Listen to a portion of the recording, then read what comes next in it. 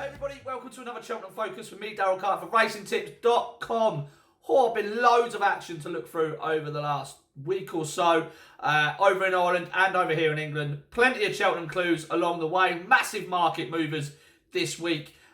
So we're going to look back on the week and then I'm going to give you an anti-post selection to add to vindication of 33 to 1 for the Gold Cup and Andy Dufresne for both the Supreme and the Ballymore. So this week's selection will come at the end of this video.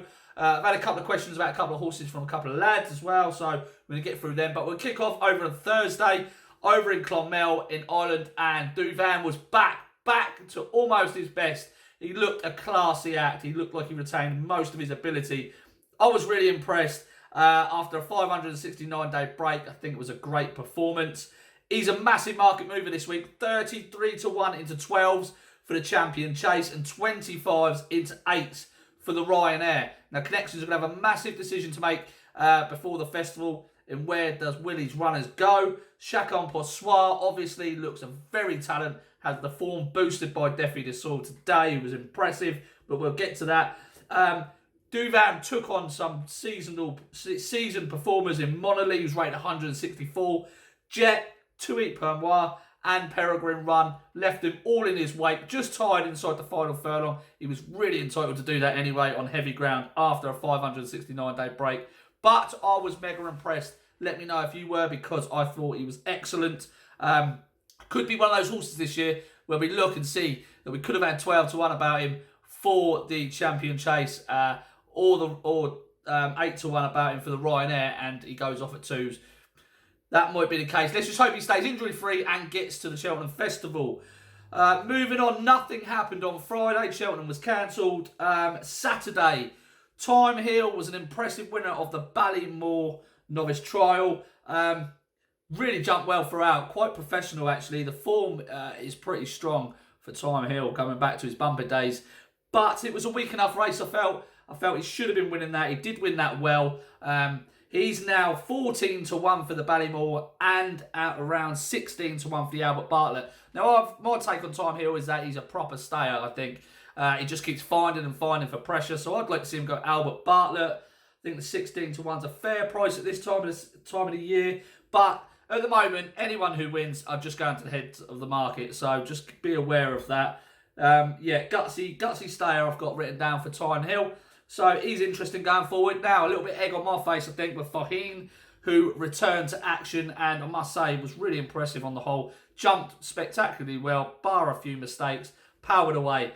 But, you know, that was a pretty weak race. He had £20 in hand on the ratings, well as he should, really. But it was just good to see him have a safe round and get home safely. Of course, we all care about these horses. It's not the fact that he couldn't do it, it's the fact that whether he should be doing it now. In terms of the Cheltenham Festival, he's going to be 12 in the turn of January.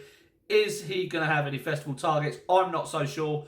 But for those die-hard fans, you can get 20 to 1 for the JLT and 50 to 1 for the Arkle market. So, you know, if you do think he's going to go there, that's entirely up to you. Saturday, Classical Dream was turned over by Saudi Air. Now, I know a few of the lads on Twitter do really like this Saudi Air for the Champion Hurdle come March. Classical Dream is out from 3 to 1 to 5 to 1. Saudi Air is now joint co-favourite at 5 to 1 for the Champion Hurdle. Bouvardere is also 5 to 1. Petit Mouchoir, who split the two on Saturday, is 40 to 1. I'm not entirely sure what to make of it, to be honest with you. I think Classical Dream will definitely come on for the run. He did last year. He was playing up at the start. I think he held his head. He was almost licking the floor for about 2.5 furlongs. He's a bit quirky, Classical Dream, but he's definitely got talent on his side. Saudi Air finished the race off really well, jumped the last, much better than Classical Dream. I think it would have been a lot closer if they both would have jumped it spring-heeled.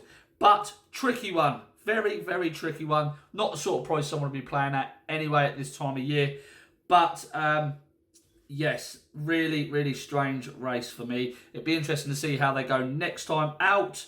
Elsewhere, Good Boy Bobby, horse I'm really big fan of. Put him up on my page, 33 to 1 for both the JLT and the Arkle. Jumped well enough over at Wetherby.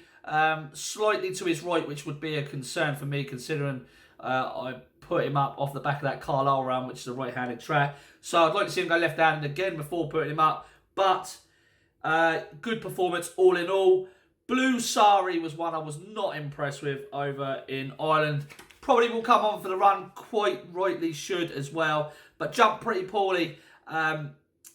It's now 25 to 1 for the Ballymore, 16s for the Supreme. Not sure Blue Sari is going to be good enough. I wasn't convinced actually in his bumper days.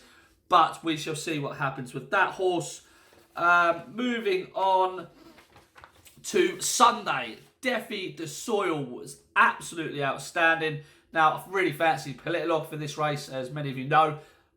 6 to 4. I thought he should have been clear favourite, but Defi de Soil just switches that turner foot on and he is just electric up that Cheltenham Hill. He's going to be very hard to beat wherever he goes. And we could see him and Duvan or him and Chacon Passoir clash in the champion chase if that's the way they're going to go. Or the Ryanair. So that is going to be a tricky race. Defi de Soil is now 10 to 1 for the champion chase and 7 to 1 Fav for the Ryanair. Now, Mark Maloney wants to know about Battle Over Doyen. A lot of people complaining about this performance today, just saying that it wasn't that impressive, that wasn't that great. Did he impress me? Not really. Has he ever impressed me? Not really. But he is where he should be in terms of an RSA contender. He's beaten a 150 horse who won the Kim Muir back in second. He's definitely where you'd want him to be at this sort of stage. He does look like a bit of a plodder. He does look like a dour stayer. Pretty much what you want for an RSA horse.